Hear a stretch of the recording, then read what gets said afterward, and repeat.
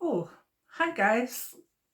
The phone camera just switched itself on. I wasn't ready there. I was thinking about what I was going to do. But since we're on. I was thinking about, I was thinking about a video that just was talking about something from my own life about different spiritual paths sort of merging. I wasn't sure how to do it. I wasn't sure the way I was going to approach it, so I was just going to have a little think to myself there, and the camera switched on. So this is my life, isn't it? Excuse me. So let's see. I think the title of this video was going to be basically diverse spiritual paths, or having your feet in two spiritual paths at the one time. I know what I want to say.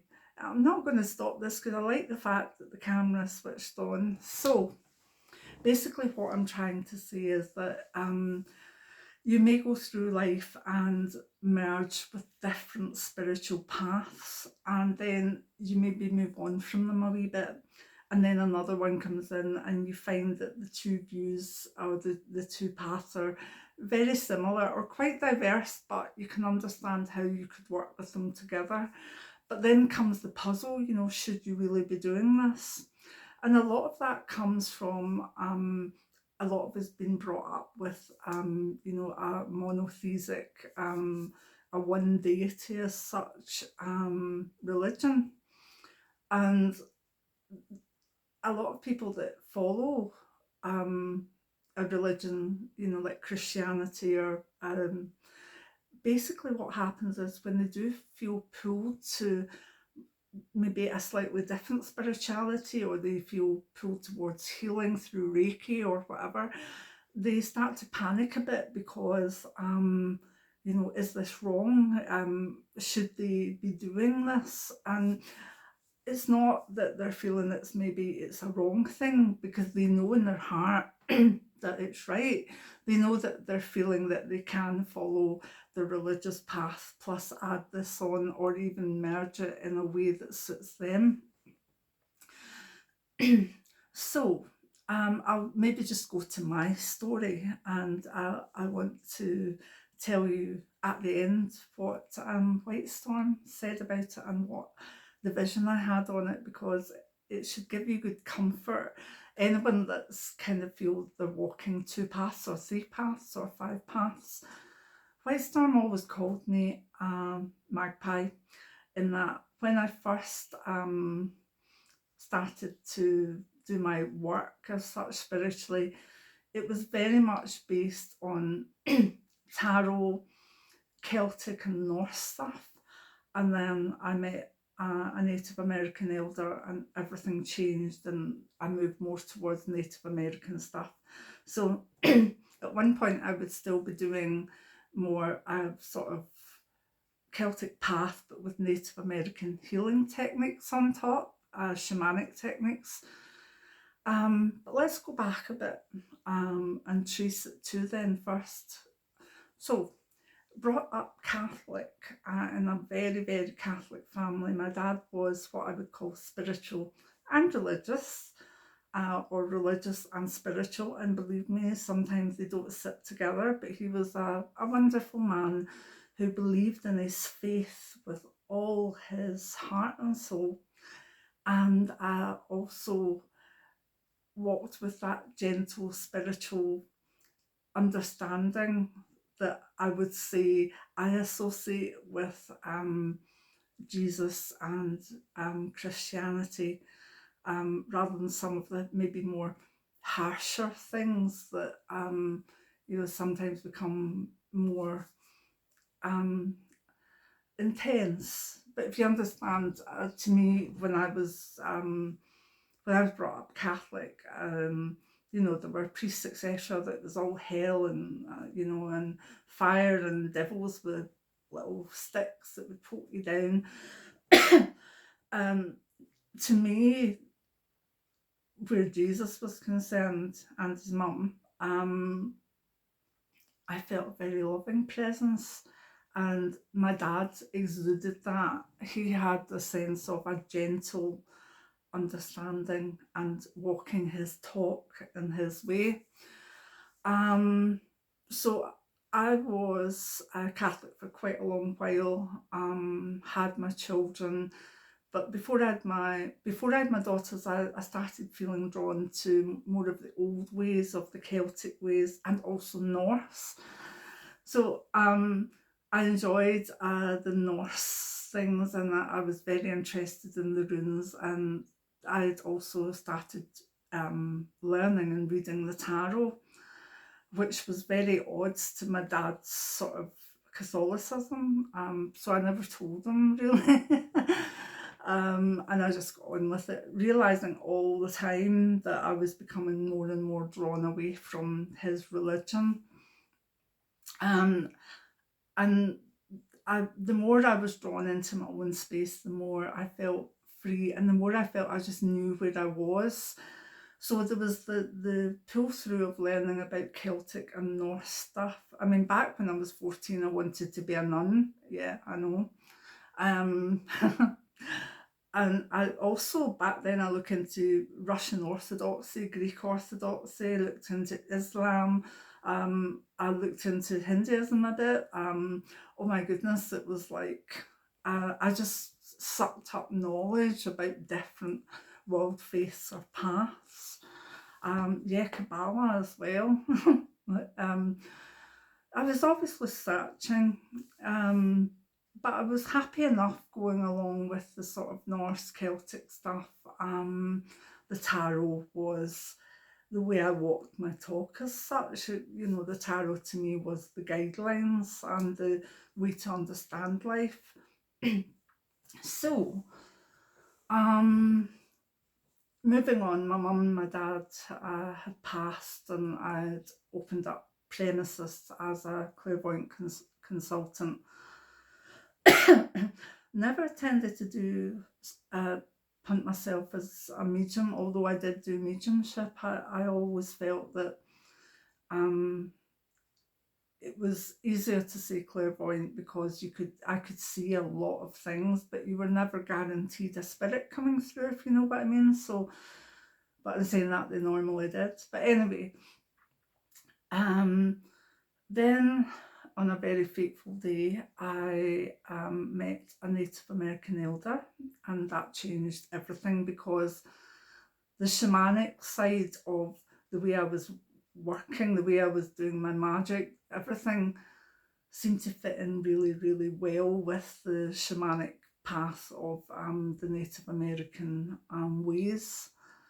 And I loved it, and I kept moving towards it. But although I was following the beauty, balance and harmony of the Native American path, I also was becoming more familiar with my own hereditary of folk magic. Excuse me. And loving that, but that seemed to fit in quite well with the Native American shamanic stuff, because it's really just, you know, your magic, if you're working folk magic, comes from where you are, but the background to it's very similar. You're just using the plants and maybe the knowledge and ancientness of where you are. This is going crazy. My lights have just gone out on the camera now too. Okay, am I getting told to to wind it up? Right, I'll hurry up a wee bit. Don't know what's happening here today, but those of you that are regular know that this is my life. Anyway, so yeah, really happy doing that. But more and more, I started to feel that there was a goddess energy around me, and I needed to investigate that.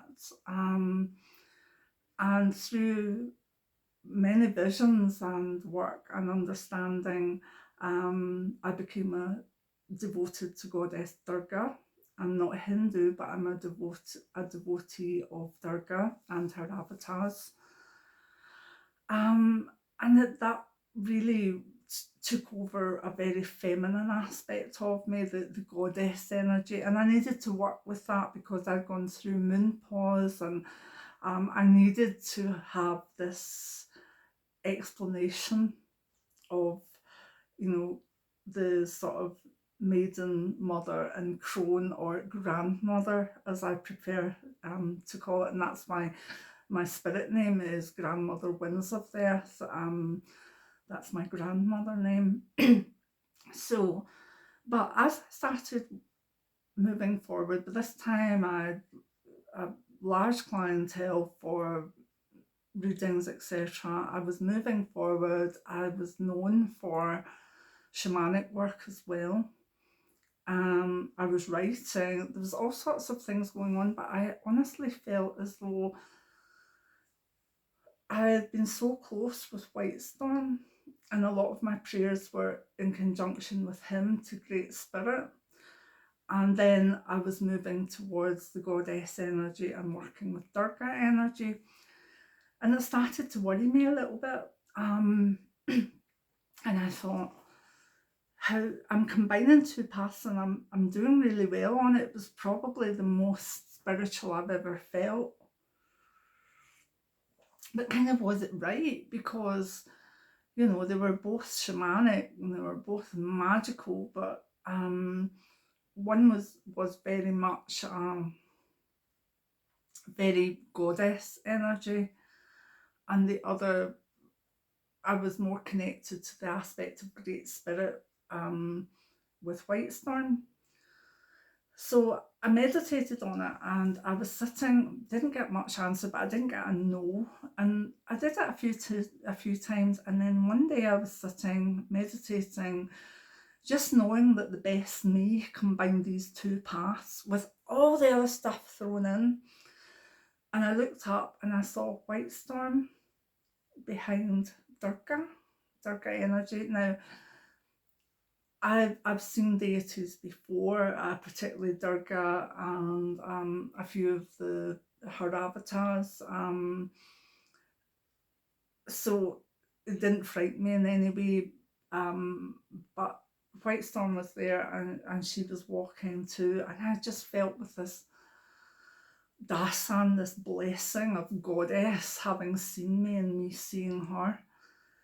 And it's taken my breath away thinking about it, but I wasn't scared because I knew what a blessing it was. And the fact that White Storm was with her, and I just felt all this lovely energy coming from her. And I said, you know, is this right? Is this okay? And White Storm said, and if I can remember it word for word, he said, people like you with one foot in each path are a blessing. And I looked at him and I was like, wow. And he said, a foot in each path is a bridge. And then he went. And I've always remembered that. I've thought, wow, that the way forward might be people like maybe some of us that are watching the channel that have maybe one religion and one path, or one way of healing, but one way of working or whatever. I mean, I don't think anybody's purely one thing. But to know that that was said by White Storm in the presence of Goddess was something very special. So, yeah. That's my story. The lights have stayed off. The camera is still running, I believe. So what I'm trying to say is, don't worry if you feel that you were something and you've moved on to another, but you still go between 2 or 3 different things. I would say that, excuse me, my understanding of nature and my path of nature is, and the honouring of it, is very much from a Native American point of view. My magic as such is folk magic, which is based on my country, my area, and my devotion. My deity is Durga. And yes, I still love the runes, and yes, I still love fairies and elementals, and that that I go down that path quite a lot. And I still love devotions to Mary and to Isis, goddess, and to so many other goddesses out there. And I love the history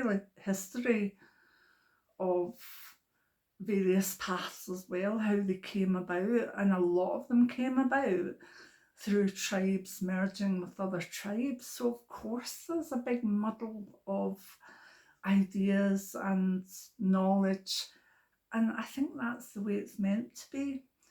I'm happy to be a bridge, I know that we have almost all paths I could imagine in this channel, and it's lovely to me. It's absolutely beautiful.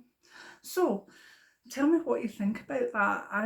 I wanted to pass that on at some point, but the camera decided to switch on anyway, so there we go.